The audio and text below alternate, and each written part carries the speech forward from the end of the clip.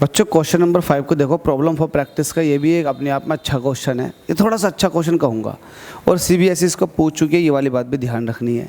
ठीक है, देखो जो क्वेश्चन सीबीएसई पूछ चुकी है, सीबीएसई ने रिपीट मारे हैं, तो उनको तो सबको करना है, सबको करना है आपको। एनसीईआरटी का एक भी न्यूमेरिकल नहीं छोड़ना आपको, तो वो सब तो करना ही है, साथ में इसको भी करते रहना है। जो आउट ऑफ एनसीईआरटी है, इट मीन्स सिलेबस में तो है, लेकिन उसका कहीं ना कहीं मतलब ऐसा नहीं है कि आपके एनसीईआरटी के अंदर दे रखा हो, वो साइड बुकों के अंदर दे रखे होते हैं। जैसा कि ये एसएल है, स्टैंडर्ड बुक है, बोर्ड एग्जाम में हल्ला बोल देगी आपके, तो इसे अच्छे से प्रैक्टिस कर लो। इस क्वेश्चन में आपसे कह रहा है, यहाँ पर लिखो सॉल्यूशन। देखो क्या कह रहा है, आपसे कह रहा है कि ए और बी के बीच में दो कैपेसिटर लगे हुए हैं, इसका सी इक्विवेलेंट जो है वो 4 माइक्रोफैरड है। अगर इसकी वैल्यू 20 माइक्रोफैरड है तो इसकी बताओ कितनी होगी।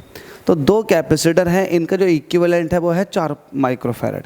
तो आपको ये नहीं बता सकते कितना होगा। अब मुझे बताओ, ए और बी के बीच में दो कैपेसिटर लगे हुए हैं, सीरीज़ में लगे हुए हैं। यस और नो, पता क्या चलता है सीरीज़ में लगे हुए हैं, आप चार्ज फ्लो कर दो। यहाँ से अगर चार्ज फ्लो कराओगे तो ये चार्ज पूरा का पूरा इसके अंदर से पास हो जाएगा, और ये चार्ज पूरा का पूरा इसके अंदर से भी पास हो जाएगा। तो हमसे कह रहा है कि ए और बी के बीच में जो कैपेसिटी है वो है 4 माइक्रोफैरड।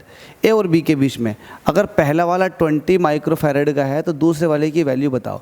तो लेट्स से कि ये C1 है तो ये C2 हो जाएगा। तो यहाँ पर लिखेंगे अकॉर्डिंग टू क्वेश्चन, जैसे क्वेश्चन में कह रहा है कि इन दोनों की जो कैपेसिटी है उसका रिजल्टेंट जो है वो 4 माइक्रोफैरड है। तो आपको पता है दोनों कैसे है सीरीज़ में, तो सीरीज़ में जो होता है ना वो इस तरह से होता है कि ऊपर मल्टीप्लिकेशन और नीचे उन्हीं दोनों का एडिशन।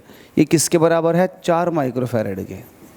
ठीक है, क्योंकि आपको पता है सी इक्विवेलेंट जो होता है सीरीज़ में वो होता है C1 C2 upon C1 plus C2। नहीं पता तो लिख लो, दो कैपेसिटर के लिए। अब आप कहोगे सर हमने तो ये पढ़ रखा C equivalent is equal to 1 upon C1 plus 1 upon C2। तो मेरे भैया जो ऊपर लिखा हुआ है ये भी तो यही लिखा हुआ है, एलसीएम लेके। ये कौन सा कोई विदेश से आया है, ये भी तो इसी का एक सिंपलेस्ट फॉर्म है। तो आप ऊपर वाला लगाया करें। ठीक है भाई, इसको सॉल्व कर लो। सॉल्व करने का तरीका ये है कि क्रॉस मल्टीप्लाई हो जाएगी, नीचे 1 करा क्रॉस मल्टीप्लाई कर दी, 20C की मल्टीप्लाई करेंगे 1 से तो ये 20C ही हो जाएगा। इज इक्वल टू दिखा दो, इसकी मल्टीप्लाई करेंगे इससे तो 20 चौक 80 एक हो गया, प्लस के 4C अलग हो जाएगा। 4C को इधर को जाएंगे तो 16C इज इक्वल टू हो जाएगा 80। तो 16 पंजे 80 होते हैं, C की वैल्यू आ चुकी है 5 माइक्रोफैरड चल रही है वैल्यू। ठीक है, तो ये आपके पास C की वैल्यू आ गई। आपसे पूछा था calculate the capacitance of capacitor C, तो C कैपेसिटर की जो कैपेसिटेंस है वो है 5 माइक्रोफैरड। तो फर्स्ट पार्ट तो सॉल्व हो गया ये। ठीक है, अब इसी का ही सेकंड पार्ट देखो, हमसे कह रहा है calculate the charge on each capacitor.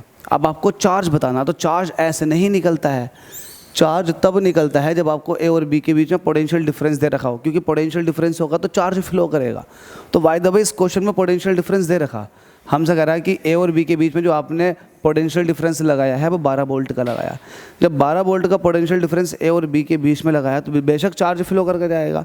तो आपसे पूछा है कि बताओ चार्ज कितना फ्लो करके जाएगा। तो कैसे बताएंगे, आपको पता है सिंस वी ए बी दे रखा आपको कितना 12 वोल्ट, और इन दोनों के बीच में जो कैपेसिटेंस है सी इक्विवेलेंट वो आपके पास आ चुकी है 5 माइक्रोफैरड। तो आप फॉर्मूला लगाएंगे कौन सा, Q इज इक्वल टू होता है CV। अगर चार्ज देखना है तो C की V की मल्टीप्लाई कर दो, C कितना आपके पास 5 और V कितना है आपके पास 12, तो 12 पंजे 60, 60 कूलाम का माइक्रो कूलाम, 60 माइक्रो कूलाम का चार्ज फ्लो कर रहा है A से B तक। ठीक है, अब चार्ज मिल गया, तो चार्ज मिलने की वजह से देखो सही करके वैल्यू देखो, अब चार्ज मिलने की वजह से आपको अब क्या देखना है सेकंड वाले पार्ट के अंदर, calculate the charge on each capacitor. हमें हर एक कैपेसिटर पर चार्ज बताना है, हर एक कैपेसिटर पर। Calculate the charge on each capacitor if 12 volt batteries connected across terminals A और बी। अगर ए और बी के बीच में 12 वोल्ट लगाया तो हमें टोटल चार्ज पूछ रहा है या अलग अलग। हाँ, तो अलग अलग पूछ ले या टोटल चार्ज पूछ ले, क्योंकि जितना चार्ज इसके पास से जाएगा उतना चार्ज इसके पास से भी जाएगा। तो पहली बात तो ये है कि आपको जो 5 मिला, अरे यहाँ पर एक चीज़ देखो भाई, एक चीज़ देखो, एक मिनट रुको, एक चीज़ देखो, गड़बड़ी थोड़ी सी यहाँ हो गई। आपके पास जो वैल्यू आई है C की वैल्यू आई है ना 5 माइक्रोफैरड, तो 5 माइक्रोफैरड जो है वो इसकी वैल्यू है। हमने सी इक्विवेलेंट के अंदर रख दी, थोड़ी गलती हो गई, सी इक्विवेलेंट के अंदर Q इज इक्वल टू होता है सी बी, मतलब इन दोनों के बीच चार्ज कितना फ्लो कर गया डिपेंड करता है इन दोनों के बीच आपने कितना वोल्टेज लगा रखा, 12 वोल्ट। इन दोनों के बीच जो कैपेसिटी है वो सी इक्विवेलेंट 4 माइक्रोफैराड दे रखी है।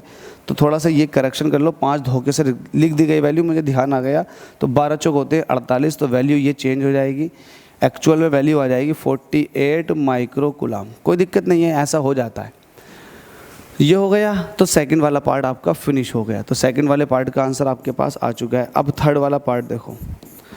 थर्ड वाले पार्ट में आपसे कह रहा है what will be the potential drop across each capacitor. हर एक कैपेसिटर का वोल्टेज बताओ कि इसके पास कितनी आई और इसके पास कितनी आई। आपको ये तो पता है ना कि टोटल कितनी है 12 वोल्ट, तो सीरीज़ में वोल्टेज टूट जाती है, कुछ वोल्टेज यहाँ चली जाएगी 12 का और कुछ वोल्टेज यहाँ पर चली जाएगी, लेकिन दोनों के पास जो वोल्टेज का सम आएगा वो 12 वोल्ट ही आएगा। तो देख लो यहाँ पर वोल्टेज कितनी है, तो यहाँ की वोल्टेज चेक करने के लिए यहाँ के चार्ज से मल्टीप्लाई कर देंगे। देखो कैसे है, आपको पता है यहाँ का जो चार्ज है वो कितना है, जल्दी से बताओ, 48 माइक्रो कूलम। तो यहाँ पर वोल्टेज निकालेंगे, आप कहोगे पोटेंशियल ड्रॉप अक्रॉस 20 माइक्रोफैरड। तो कैसे निकालते हैं, V इज इक्वल टू होता है Q अपॉन C, तो V इज इक्वल टू हो जाएगा, इसको कह दो V1, V1 is equal to हो जाएगा Q अपॉन C1। तो Q कितना आया आपके पास 48 माइक्रो कूलम और C1 कितना आपके पास 20 माइक्रोफैरड। तो माइक्रो से माइक्रो कटा और इसको डिवाइड कर लो, इसको डिवाइड कर लेंगे। देखो 48 के आधे कितने होते हैं 24, 24 को जब 10 से डिवाइड करोगे तो वैल्यू आ जाएगी 2.4 वोल्ट। आपको पता है 12 वोल्टेज टोटल थी, 2.4 वोल्ट यहाँ आ चुकी है, तो यहाँ पर कितनी पहुँचेगी 9.6। अगर नहीं पता तो ऐसे भी कर सकते हो, कैसे, पोटेंशियल ड्रॉप अक्रॉस, दो तरीके हैं, अक्रॉस 5 माइक्रोफैरड। तो कैसा करोगे, इसको कहो V2, ये हो जाएगा Q अपॉन C2। तो Q कितना था जल्दी से बताओ, 48 था माइक्रो कूलम, और C2 कितना था, C2 कितना है जल्दी से बताओ। यहाँ की कैपेसिटी कितनी है, ये है 5, तो 5 नम 45, 5 नम 45, 3 बचे, लगा दिया पॉइंट, बढ़ा दीजिए 5 छंग 30, तो आपके पास 9.6 आ जाएगा। क्या आ जाएगा, वोल्टेज। किस पर आया ये वोल्ट, इस पर आया। ठीक है, तो उम्मीद करता हूँ समझ में आ गया होगा। बहुत सिंपल सा क्वेश्चन था, लेकिन ऐसे क्वेश्चन अक्सर एग्जाम में पूछे जाते हैं, पूछे जाते रहे हैं और पूछे जाते रहेंगे। बस आप लोगों का डेडिकेशन चाहिए, आप लोगों की हिम्मत चाहिए और आप लोगों के अंदर एक जुनून और जज्बा चाहिए, ताकि आप क्वेश्चन को सॉल्व कर सको। ऐसा हो कि यार खुद ब खुद मन करे कि न्यूमेरिकल लगाते हैं, ऐसा ना हो कि ज़बरदस्ती चीज़ों को खींचो। थैंक यू सो मच, अगले क्वेश्चन में मुलाकात करते हैं।